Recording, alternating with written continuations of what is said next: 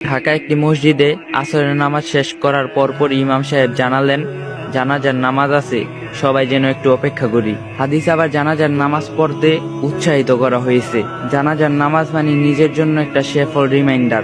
তাই হঠাৎ মনে হলো জানাজার নামাজটা পড়ে যাই। ইমাম সাহেব জানালেন, একজন মহিলা মারা গিয়েছেন। ভদ্র মহিলা স্বামী আপনাদের উদ্দেশ্য করে কিছু কথা বলবেন। একজন 70 বয়স্ক লোক, সাদা পাঞ্জাবি পরা, দাড়িগুলো দবদবে সাদা। ভদ্রলোক শুরু করলেন, আসসালামু আলাইকুম। আপনারা হয়তো আমাকে চিনবেন না, আমি এলাকাতে নতুন এসেছি। আমার স্ত্রী আজ সকালে ফজরের নামাজ পর আল্লাহর কাছে চলে গেছেন। আমরা একসাথে গত 45 বছর ধরে সংসার করছি। একটি ছোট সরকারি চাকরি দিয়ে আমার সংসার জীবন শুরু করছিলাম। সারা জীবন চেষ্টা করছি সৎ পথে আয় করার জন্য। আল্লাহর কসম খেয়ে বলতে পারি, আমি জীবনে কোনোদিন অসৎ পথে আয় করিনি। সৎ থাকার কারণে আয় ছিল খুবই সামান্য।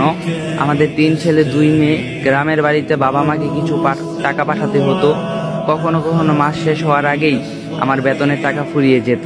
আমার সহকর্মীদের মধ্যে আমি ছিলাম সবচেয়ে গরিব, কিন্তু আমার স্ত্রীর কারণে এটা কখনোই আমি উপলব্ধি করতে পারিনি। আমার স্ত্রী যে কিভাবে সবকিছু ম্যানেজ করত, একমাত্র উনিই জানতেন। আমার সাধ্যের বাইরে জীবনে কখনো কোনোদিন কোনো কিছু আবদার করেনি।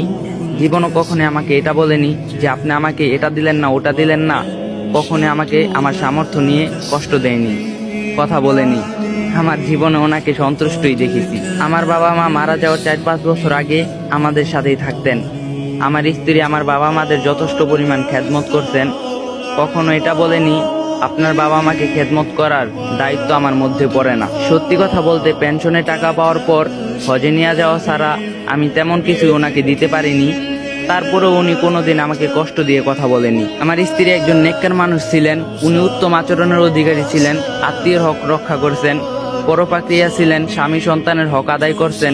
ওনাকে আমি কখনোই নামাজ কাজা করতে দেখিনি। আজীবন পর্দা রক্ষা করে চলতে দেখছি। উনি ধৈর্যশীল ছিলেন এবং অল্পতেই সন্তুষ্ট ছিলেন। এক নাগারে কথাগুলো বলে ভদ্রলোক একটু দুম নেওয়ার জন্য থামলেন। এরপর আবার বলতে শুরু করলেন, আমি আসলে আমার স্ত্রী হয়ে আপনাদের কাছে মাফ চাওয়ার জন্য কথাগুলা বলছি না। যে নারী 45 বছর ধরে তার স্বামী, সন্তান এবং আত্মীয়র হক রক্ষা করছেন, তিনি অন্য কারো হক নষ্ট করতে পারেন না। একজন জান্নাতি নারীর মধ্যে যা যা বৈশিষ্ট্য থাকা প্রয়োজন, তার সবই আমার স্ত্রীর মধ্যে ছিল। ইনশাল্লাহ আল্লাহ ওনাকে জান্নাত নসিব করবেন। আমি নিজে জান্নাতে যেতে পারবো কিনা আমি জানি না। আপনারা শুধু এই দোয়াই করবেন আমি যেন আমার স্ত্রীর সাথে জান্নাতে একত্রিত হয়ে যেতে পারি। আর আপনারা সাক্ষী থাকেন, আমি আমার স্ত্রীর উপর পুরোপুরি সন্তুষ্ট। আল্লাহ যেন ওনাকে মাফ করে দেন। পুরো মসজিদ ভর্তি মুসল্লি একসাথে বলে উঠল, আমিন আমিন আমিন। সাধারণ জানাজার নামাজে আগে মৃত লোকের চর্চা, 30 সেকেন্ড থেকে 1 মিনিট বক্তব্য। এই ভদ্রলোক টানা 4-5 মিনিট তার স্ত্রী সম্পর্কে বললেন। কোনো মুসল্লি এতটুকু বিরক্ত প্রকাশ করলেন না। সবাইকে মুগ্ধ কণ্ঠে একজন জান্নাতি নারীর কথা শোনালেন। হাদিসে এসেছে, একজন মুমিন মুমিনার জীবনে তার রবের তরফ থেকে সর্বোত্তম রিজিক হচ্ছে একজন নেককার স্বামী এবং স্ত্রী। এ ভদ্রলোকের কথা শুনে যেন সরাসরি ওই হাদিসের প্রমাণ পেলাম। মসজিদ থেকে বের হলাম এবং অপূর্ব ভালো লাগা নিয়ে সুফি মানুষদের কথা শোনার মধ্যে একটা সুখ আছে। আর এই ভিডিওটা যদি আপনাদের ভালো লাগে তাহলে 3টা করে কপি লিংক আর শেয়ার করে দিয়েন।